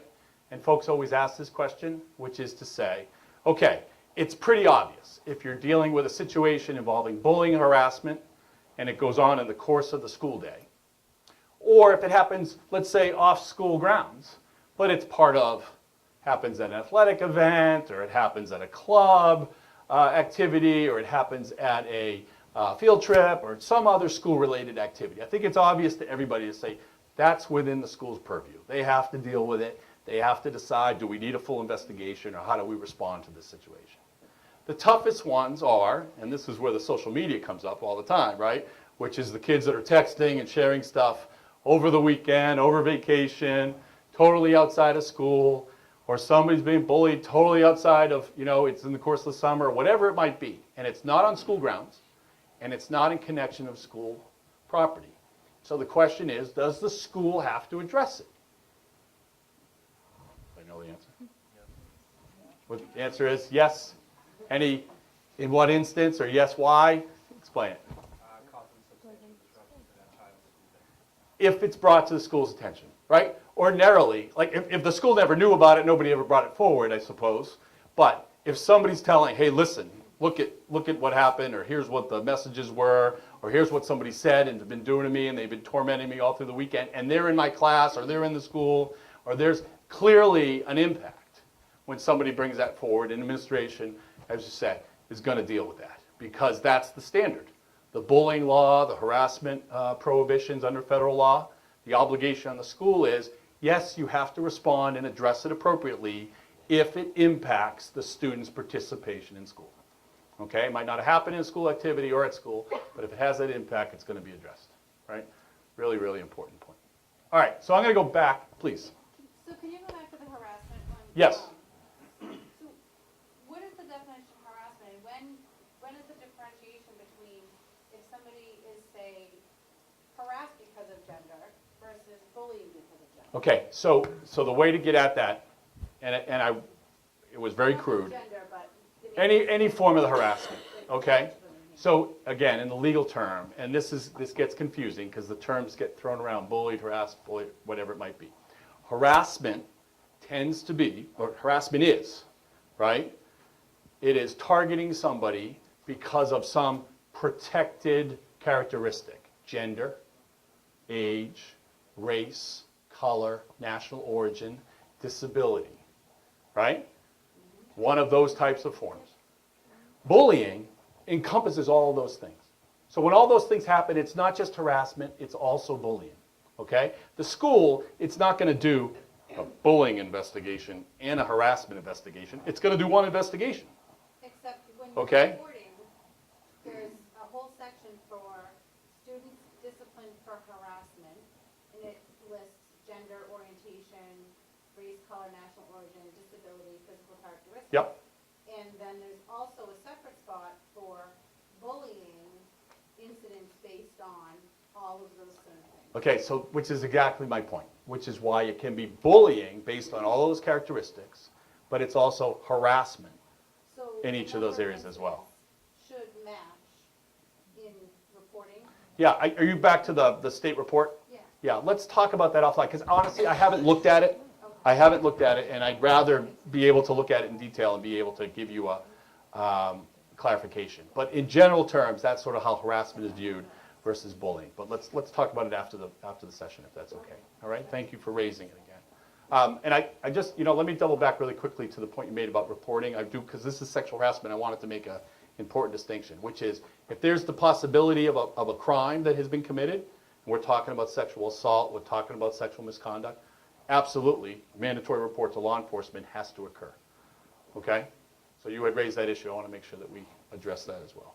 Okay, I want to go back to the scenarios, the very beginning ones, just to see what are your thoughts. Is it bullying? Is it something else? How might a school respond? Let's do this one. 2 students get in a fight on the playground. Is it bullying? Who wants to give an answer? Go ahead. No, anybody? It depends. It depends, right? Could be, Yeah, it might could not be, be, it might not be. right? Maybe it's just 2 kids had a bad day and slugged it out and, you know, like I said, they were friends the other day and now they're friends again or so forth. What's that? One had a swing and the other one had it. Okay, so examples. No, it's not. We're not launching a full-blown investigation here. We're dealing with what happened with those kids. We're telling those parents how we worked with them, and we'll watch the situation, but hopefully they're going to be best buds again, the next day. That's one scenario, sure, right? There's a whole nother one, right? Kid's been picked on days in and day out. It's been going on in a number of different places. Couldn't take it, had had enough. Next thing you know, they slug them, and now there's a battle and there's a fight. And that's where, based on the principal, assistant principal is going to talk to these kids, get an understanding of what the context here, what is the information, and they say, you know what, this is bigger. And I've got to look back at what did the teacher see, what's been going on within the classroom, or what did the coach say. There's a larger investigation in that instance. It's all going to, and then there's a million different examples in between, right? So it may or may not be bullying. Sort of that's the point. Next one. Probably same answer on all of them, okay, but let's just go through it anyway. Not necessarily. Let's go through this one. Okay, back to number 2. Chris comes to school one day, gets teased for hanging out with Toby over the weekend. Chris's friends think Toby's weird, call Chris a loser for liking Toby. Bullying? And if it's bullying, who's it bullying targeted at? What's that? Quite possible, right? Now, just the fact that Chris is called a loser, sort of that one comment, and these are his best buddies, and they're just saying, hey, you loser, what are you doing? Okay, maybe not. But hold on a second. What the weirdness about Toby? So probably maybe checking in with Toby, right? How are you doing? What's going on here? You're engaging with these kids at all? And now you start to understand. And this is what principals, it's what you do all the time, right? Trying to understand when you just have this information so you can get the story and figure out. Might it be a serious bullying situation, potentially 2 students? Might it be, it's not bullying in either case, or maybe it's with one versus the other. Makes you think, hopefully. This one. This was the posting on Facebook, right? Open letter from a high school student somewhere else, discussing that student's struggles with coming out as gay, and then the conclusion gets reached by other kids. He's gay, I knew it. And other kids like it. Bullying? May very well be a form of sexual harassment, right? No doubt, if in fact he's being made fun of for being gay, right? And being called out and being made to feel, demeaned or not welcome or whatever it might be, targeted in some way. No doubt it can be sexual orientation based harassment. And again, I've been talking about sexual harassment. Let's be clear. Sexual harassment takes many forms. You actually referenced some of them, right? Targeting somebody for their sexual orientation, that's in the school policy, right? There's this controversy under Title IX. It's going on in Washington, D.C. about whether Title IX covers gender identity or not, right? Gender identity has identity to which somebody identifies. And there's actually been a movement in Washington, actually under the current administration, to pull back on protections under Title IX for transgender students, where the current administration has said, whereas the prior administration had said Title IX covers discrimination on the basis of gender identity and transgender status. Current administration has withdrawn that and left it up to the states to decide. Regardless, it is clear in Timberlane policy, transgender students are protected from harassment. So if they're targeted for that reason, it's going to raise an issue for the school. There is this other form, I just want to cover it really quickly, that Title IX covers. It's called gender stereotyping. Folks know what that's about, right? which is regardless of what a student's sexual orientation might be, which really, again, is irrelevant, right? But the student who gets made fun of because, let's say, the pitch of their voice, the way they talk, their dress, their mannerisms, how they act. If they're being targeted because they don't conform to the stereotypical notions of how somebody of that gender is supposed to act or behave or dress or whatever it might be, that raises possible issue under Title IX as well. And as always, as I've said, every time it's a Title IX issue, Title VI, it's going to get covered under the bullying law. Okay, so this one, real potential for being problematic and being sexual orientation-based harassment. This was the last one amongst the initial four. Lauren told the principal that a group of students who sit near her were telling jokes about a student of color. This is the one where there was the investigation, got dealt with, and now there's been this assembly, and Lauren gets this sense of kind of being isolated. Oh, I think kids aren't sitting near me, they're staying away from me, because I had made that complaint. Issue, possible retaliation, could very well be. Anybody want to argue the other side? You're not going to know, right? Might be one or the other, no doubt. Or here's always a hard one, right? Which is, and I didn't say, did we say what year these kids are? I don't know. But if it was high school kids, telling kids who you have to sit with and, how you have to treat and, who you have to be friends with, that's a hard thing and not necessarily something you could say is required. So is this really about that complaint? Or is this just on the heels of continued isolation of what's gone on to this student, right? And had there been some comments? And going back to the accused students of the joke telling from before and getting a sense of, you had any contact with her? Or, find out, told any friends, staying away or whatever it might be. Again, it's all based on those initial conversations that administration is going to have, and they're going to sense, do I have a bigger issue here I need to look into? I have something that I can resolve. And so it raises those kind of concerns. Okay. We've actually covered this, I think, in great detail about if it's not bullying, right? And the answer of this, right? If school administration decides, no, I don't think it's a bullying investigation here, or we did an investigation but I didn't substantiate it, the question is, well, then what happens? And the answer is something's going to happen. School's going to continue. Maybe they're just going to monitor the situation. Or maybe they're confident, nope, it was just a one-off kind of thing and we're not concerned about it continuing, right? But making sure that folks know to bring things forward if it continues. Or, maybe it's something more substantial. The fact of the matter is schools work all the time to tailor the response to what the situation is that's in front of them. And that's what they're going to do. We have some very, very detailed case studies here. I think if it's okay, can we just take a 2-minute break before we get into those? Folks can think through what questions we haven't addressed. And I think what we'll do probably is take additional questions first, just in case there's things we haven't covered, things you want to make sure. And then we're going to come back on in just a couple more minutes and we'll do a couple of these case studies. Okay?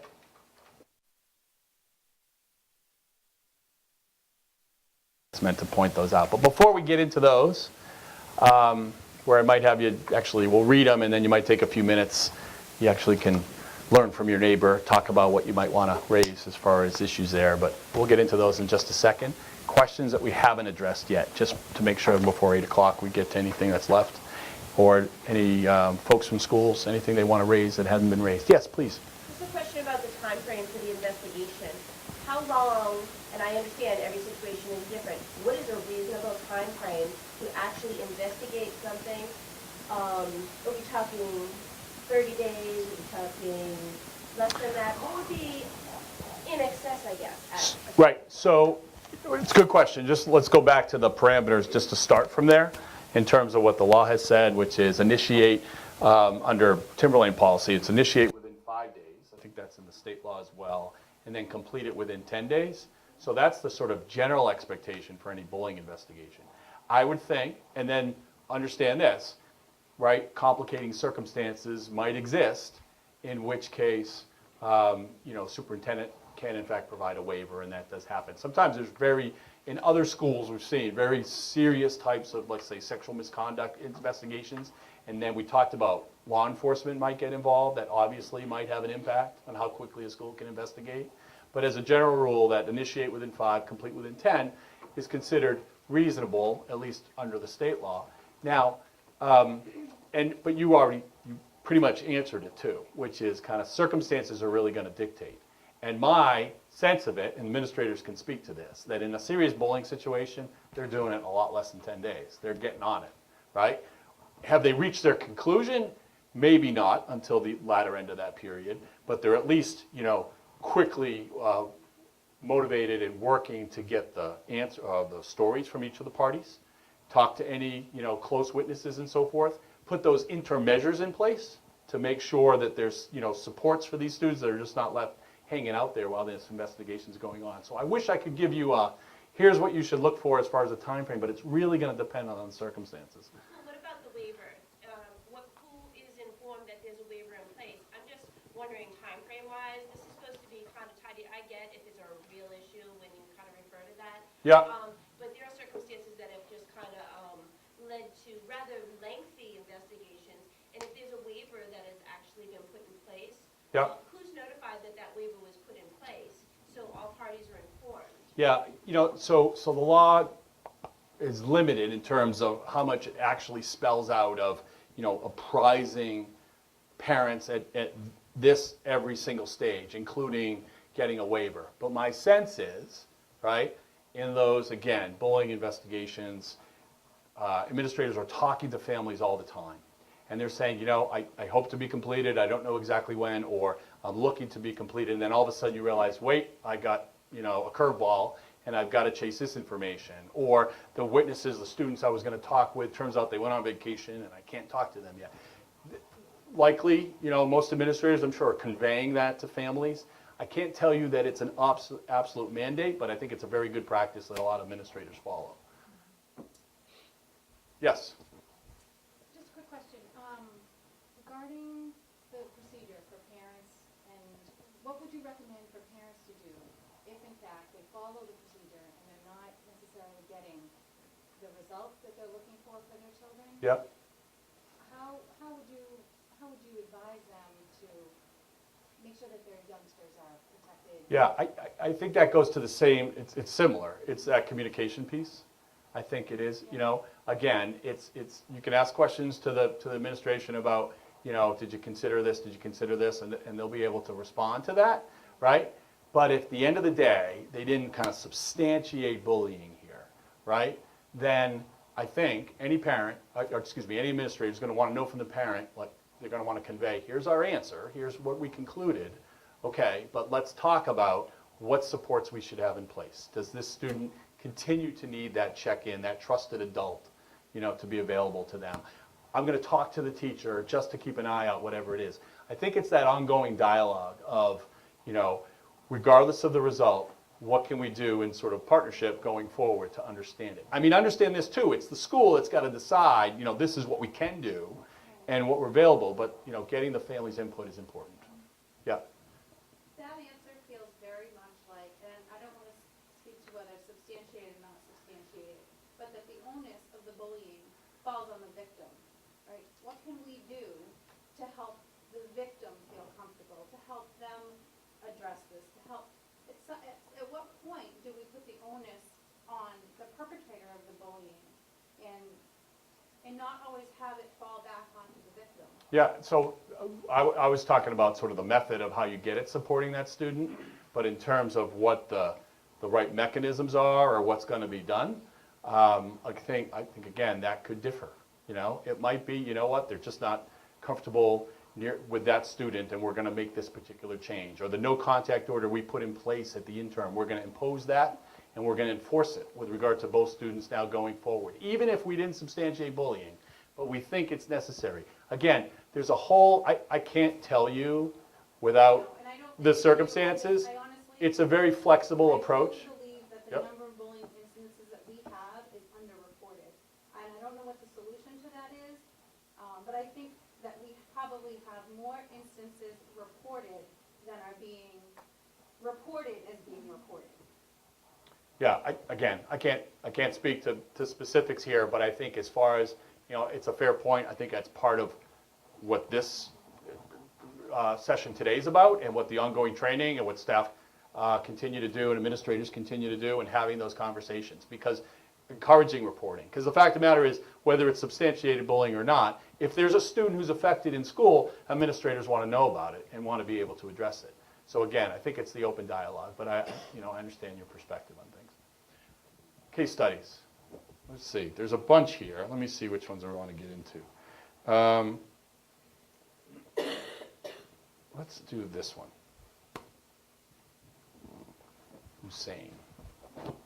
Okay, it's long, so I'll read it, and then we'll go from there. Hussein is in high school and runs track. He's a distance runner and is rather short and slender.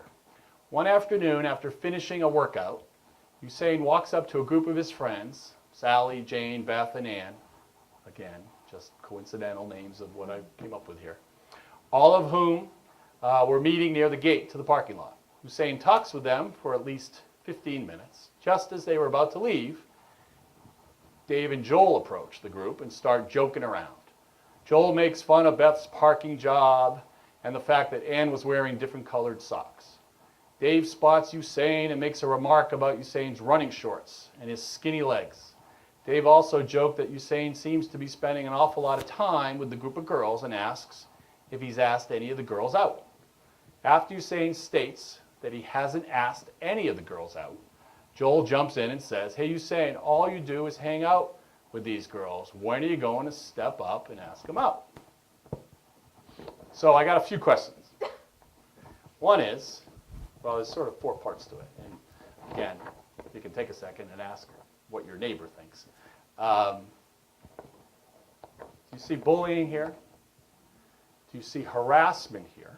And if it's harassment, what type? And then we're going to let you all sort of get in the seat of the school administrator, and how would you address it? And then what kind of remedies might you see? So there's sort of 4 parts to it. Possible bullying, harassment. What's an investigation or response look like? What kind of remedies might there be? Want a second to think about it? Anybody? Anybody want to start? Possible bullying. Sure, right? Probably. Could be harassment too? All right, well, let's think about who's it targeted at. Who's getting harassed? Hussein's getting harassed on the basis of what? What kind of harassment would it be? Is it got to generalized bullying, or could it be harassment under Title IX? Shorts and the skinny legs. Why? Why is that harassment?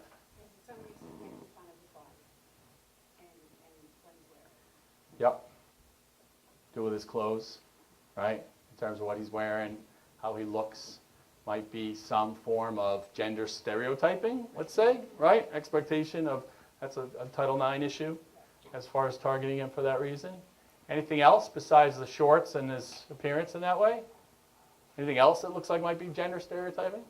Asking the girls out. Yeah, like, hey, you're supposed to ask them out, right? If you're talking to these girls, and what's that about? And there's sort of that pressure from that perspective, right? So there may very well be a troubling aspect of what's here. I don't get the sense that there's a long history of friendship amongst these friends and so forth. Again, there's lots of facts. You can't cover all the facts in the course of these hypotheticals. And so, again, those initial conversations are going to indicate to the administration how much they're going to look at here. My question is, Yes? who's complaining?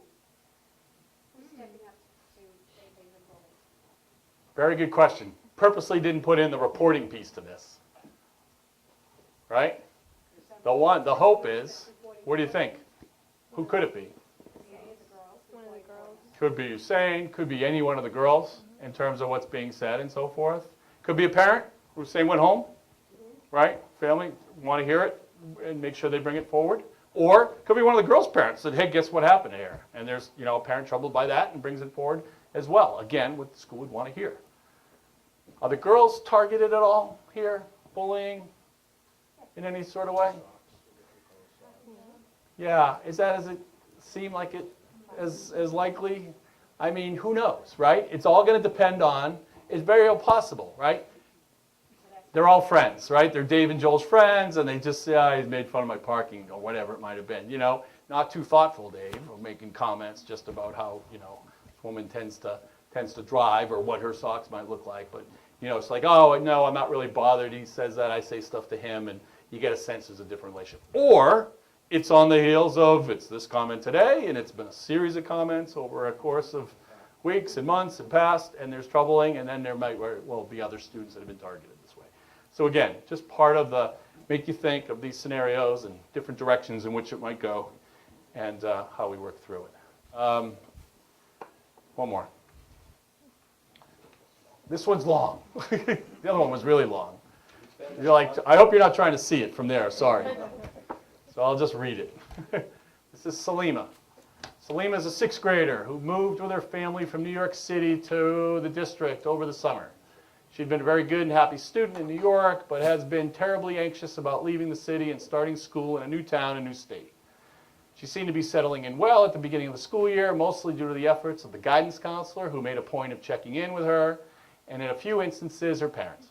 On Monday of the third week of school, the school held an open house for all families. Salima and her parents, who are practicing Muslims, attended the open house along with many other families.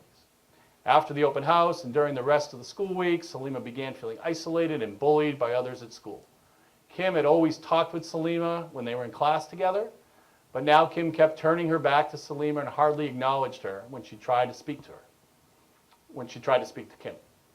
Brittany and John also were whispering near Salima one day in class, and when Salima asked what they were talking about, they both told her to mind her own business and find someone else to bug. Finally, after Salima dropped her book near Bobby's desk, Bobby kicked it away, out of her reach. Salima looked as though she might cry, but she held it together and through the rest of the day and hurried home after school. Kim saw her run out of school, texted her that evening. Her text said, "Sorry, I've been kind of mean lately. The other night, my dad told me I better not be friends with the girl with those parents. And my mom said not to bother being friends with the new girl because the government will probably deport her soon."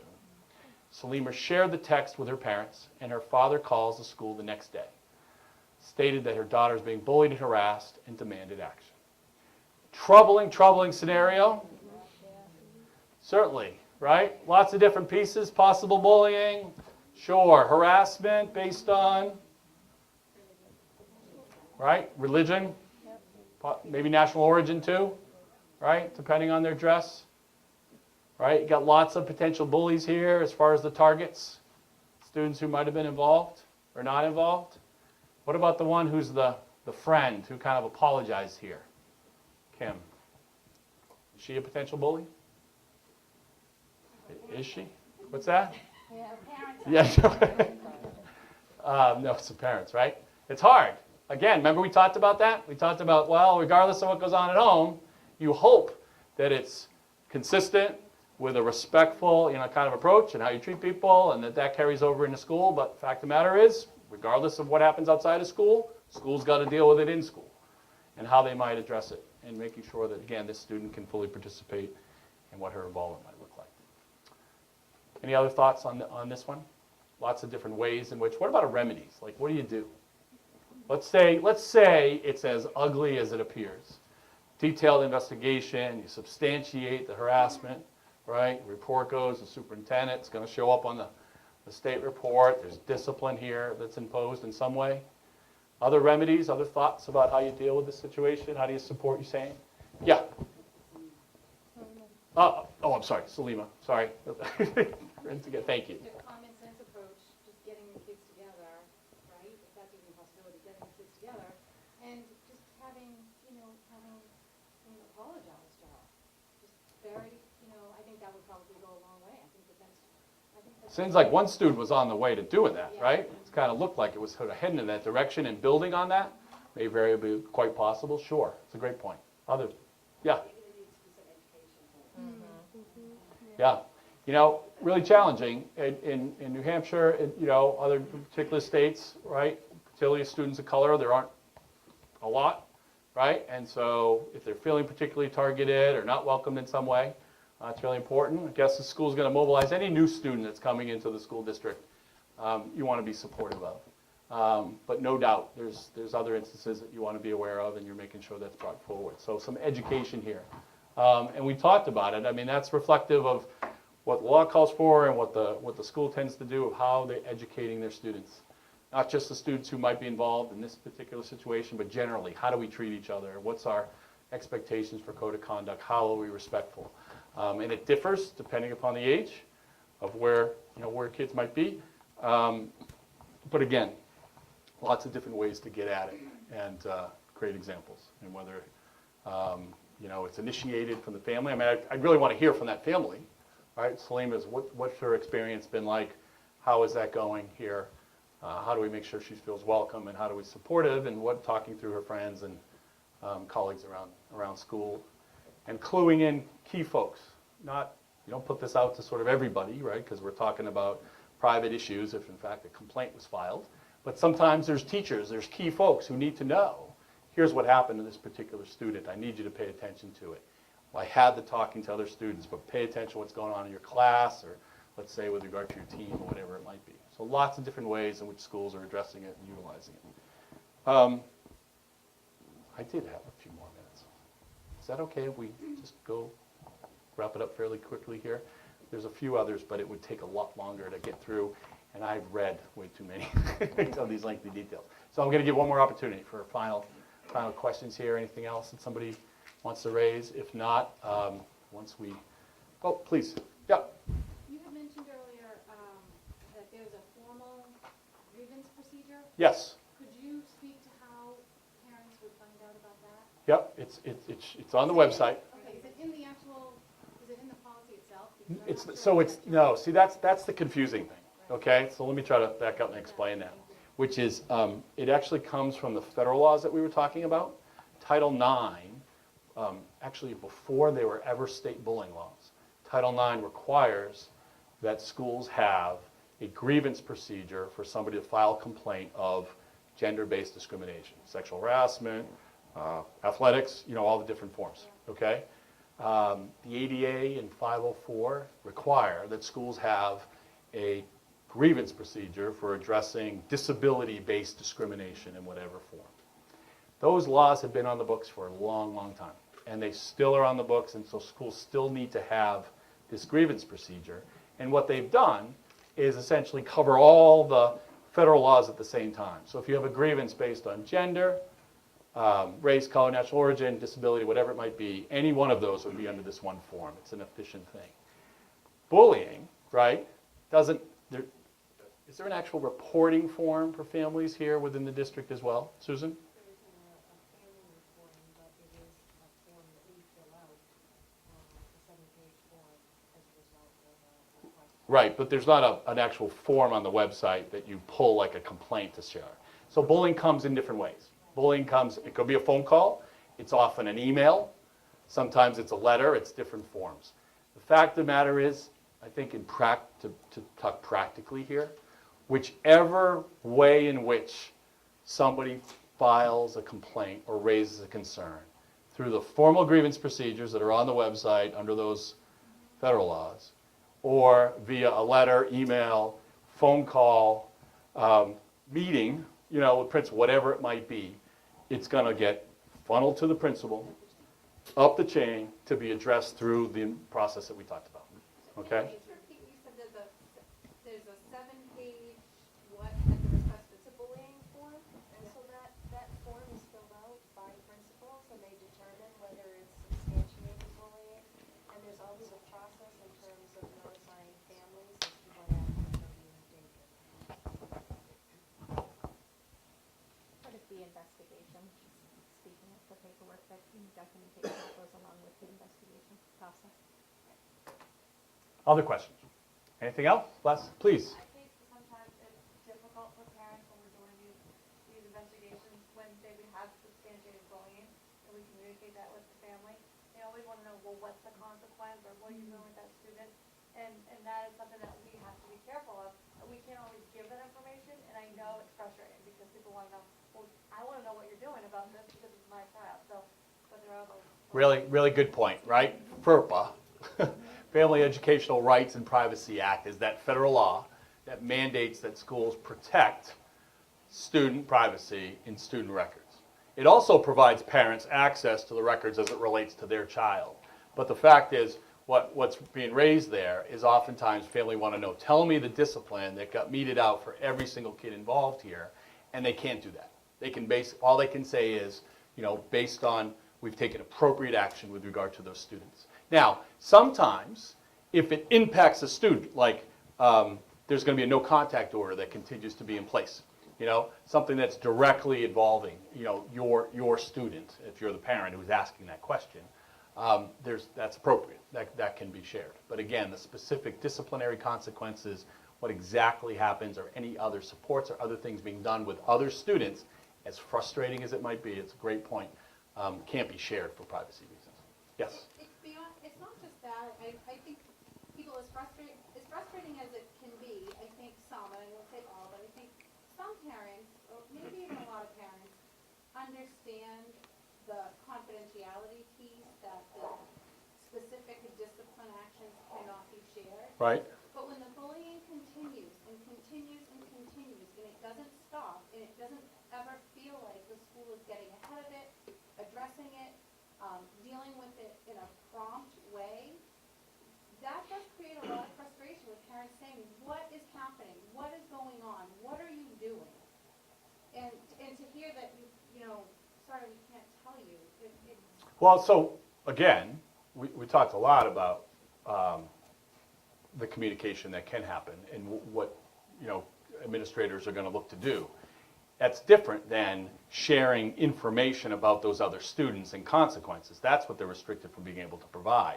But, right, there was an instance of bullying. Let's say determination was it wasn't substantiated. And now the very same thing happened the following week, right? Any administrator is going to say, I need to know that, right? That changes things. Now we're starting to talk about a pattern here, and that's problematic, and my response is, going to be, may very well be different in that instance. I think that's the open line of communication, much like we talked earlier about, somebody asked the question about, what about the time frame for the investigation? If it's going to get waived and it's going to get extended, well, administrators are going to look to hopefully convey to the parents, listen, we need more time here. Here's what we're trying to get to. Again, there's lots that can in fact be shared, and I think administrators are thinking about being able to do that. And like we said, they're looking for sharing information to the extent they can, and viewing the overall partnership that we've been talking about through the past 2 hours. Other final thoughts? Anything, Susan, you want to add? Anything? Final thoughts before we wrap up? I'd simply like to thank everyone for coming out. If you have any TPAF questions, I've been monitoring TPAF, and I don't see that. Any emails came through this evening. So thank you all. If there are still questions that you have, you can certainly contact me at the office. I'd be more than happy to help out with any forms or anything else. Thanks for sticking out for the 2 hours and for being here. It's been a pleasure to talk to all of you. Thanks very much. Thank you very much.